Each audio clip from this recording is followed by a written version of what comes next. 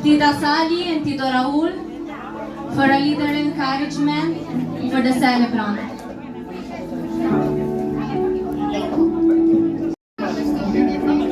Short wish po.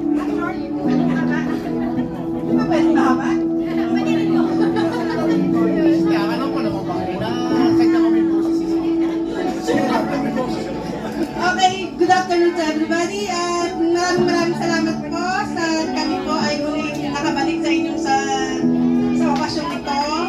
At dahil sa kaarawan ng aming pinaka-the best na kaibigan sa paring James, namulat sa pool pa. Oh, siya ang siya ang kasama sa sinisebo ng kapag nagigalit ako sa hirap at ginawa ka noong araw ng sa hirap panahon. at ginawa kasama ko ito. Kaya wish ko lang sa iyo para yan. Nagawad na agad ako, hindi pa ako tapos. Ayaw mabuging. Ikaw na. Happy birthdays.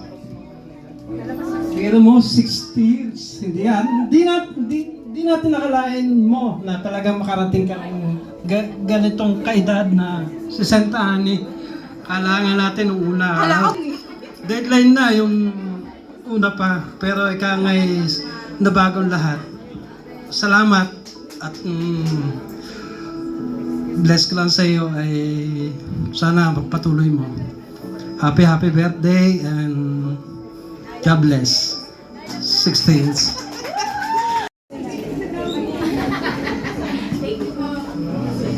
Thank you, Brad. Happy birthday ulit. I think 8 years na since na makakilala siya sa Panginoon. 8 years nga ba? Praise Lord, nakita ko yung paglago mo. Pero may marami kang nadaanan. Meron ka natapakan. Ang may ano ko lang sa mundong ito, sa paligid mo, marami kang makikita. Sa church, marami ka rin makikita. At sa problema, makikita mo rin. Araw-araw na may problema. Pero so one thing na lagi kong pinaalala sa iyo, yung fix your eyes to Jesus, the author and finisher of our faith. Aking dalangin na lagi kang ingatan ng Panginoon, gabayan sa Bibliang kaparaanan, at higit sa lahat, alam ko matibay. Sa dami mo nang nakita. Alam niyo po, marami na po nakita si Brother James. Hindi lamang po sa labas, maski sa chest, nakita niya rin yung mga makukulit.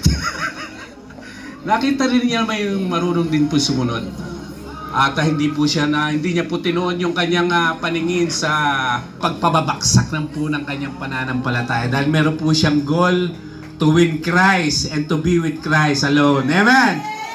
Kaya dalangin ko lagi ikaw ay gabayan ng Panginoon at balutan lagi ng kanyang makapangyarihan ng dugo. At yun lang, happy birthday ulit sa Panginoon. Member na pa ito. Ano ra bro? P60th. Oh, kailangan daw ang asawa ko. Bro! Ang masasabi ko lang bro, pag sisenta na, diretso lang ang tingin kay EJ ha. Delikado, pag sisenta na, pag lumingon ka sa pagilid-gilid at sitid. Grabe! Nasa pete kwelo que esto pensando. Okay, sabi ng Bible sa Isaiah 46:4, ako ang iyong Diyos, iingatan ko kayo hanggang sa pumuti ang iyong buhok, hanggang sa ikaw ay tumanda. Ikaw ay nilikha ko, kaya tungkulin ko na ikaw ay iligtas at tulungan. Kaya bro, ang masasabi ko, hanggat tayo nasa sa mundong ito, hanggat hindi nagra-rapture, patuloy tayo sa Panginoon. Okay? God bless. Picture po. Happy birthday, Brad. Happy blessed birthday, James Bond. Abot mo na yan. Tapos na ba gifts? Abot mo na rin. Dahil 60 years old, mahaba ito. Sa nagsabi po sa Matthew 6 on, put God first, Brother James. Katulad ng ginagawa mo, nakita namin naman kung paano ka talagang committed sa pagkakatawag sa iyo ng Diyos. And then, ang sabi sa Proverbs 14, magiging 16 na rin ako, kaya medyo kailangan ko na. So, ang sabi sa Proverbs 16:3, commit to the Lord whatever you do, and yung mga plano mo ay magsasucceed. Ang sabi doon. And ang sabi dito sa Luke 31:1, nothing is impossible with God. At alam mo naman yon. And then sa Matthew 28:20, remember that I am always be with you until the end of the time. Ito'y pangako sa'yo ng Diyos, ano? So, 60 ka na ngayon, medyo ilan pa ang natitira. So, I believe dahil sa ginagawa mo, paglilingkod sa Diyos, sasamahan ka ng Diyos until the very end. At ang prayer ko sa iyong buong pamilya, palaging madala at maisama mo pa sa gawain sa Panginoon at yung kaligtasan galing sa Diyos. God bless you always, Brother James, at magpatuloy ka lang. Birthday mo. Praise the Lord. Hallelujah. Maraming salamat sa buhay mo, Brother James, na inabot mo ang 60. Pinaman. Kaya sabi nga, welcome to the club sa mga 60. Praise the Lord. Ang sabi naman po sa 1 Timothy chapter 6, Brother James, ang sabi dito, 4:12. 1 Timothy 6:12, sabi dito, hindi ko makita. Paglaban mo ng mabuti ang iyong pananampalataya, panghawakan mo ang buhay na walang hanggan. Dahil diyan ka tinawag ng Diyos, nang ipahayag mo sa harap ng maraming saksi ang iyong pananalig kay Kristo. Kaya Brother James, yung pananampalataya mo na nakamtan mo sa Diyos, ipaglaban mo yun. Huwag kang bibitaw, sapagkat wala tayong mga asahan kundi ang ating Panginoon. Habang malakas ka, habang may buhay ka, lagi mong isipin ang Diyos ay laging nasa iyo. Yun lang po. God bless. Birthday, Brother James.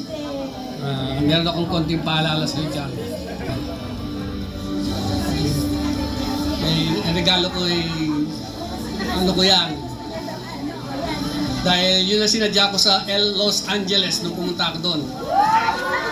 Po rito sa Matthew 5:16, Jesus instructs His followers to live openly, letting their light shine before others. No, napakabuti po ng Diyos. No? Isa ka na ngayong living testimony na nakita namin na talagang binago ka ng Diyos at ikaw ay nagpabago. No? Tunay na makikita sa iyo ang kabutihan ng ating Diyos. No? Kaya dalangin namin ang pagpatuloy mo ang paglilingkod sa ating Diyos dahil sa huli, sabi ng Galatians 6:9, nakapagpatuloy tayong gumagawa ng mabuti. Sa darating ang panahon, tayo po ay mag-aani tayo. No? Kaya muli, pagpatuloy mo ang magandang sinimulan ng ating Panginoon sa iyong buhay at pagpatuloy ka, huwag kang matakot, sabi ng ating Panginoon, because I am with you forever. No? Muli, maligayang bati sa iyong kaarawan. Happy birthday! Hebrew 12:2, looking unto Jesus, the author and perfecter of our faith. God bless you, brother. Nagkakwento mo kami kanina ni Pinsang Rene, Joel. Sabi nga, ikaw ay testimony. Nakita niya kung paano at nakita niya kung paano. Patuloy lang tayo, brother. God bless you. Okay. Unang higit sa lahat ay happy birthday. At ang verse ko sa'yo ay Exodus 14:14. The Lord will fight for you. You need only to be still. So, marami kang pinagdaanan, Brad, no? Maraming hirap na pinagdaanan. Pero nakita mo, pinaglaban ka ng Diyos. Kaya you fix your eyes unto Him because He will fight for you. Kahit anong pinagdadaanan mo, hindi ka pababayaan ng Diyos. Ipaglalaban ka niya lagi.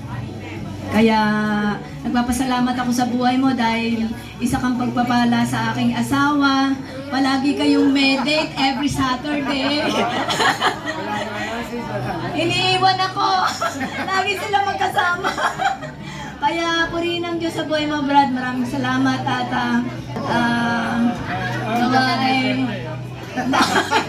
lagi mo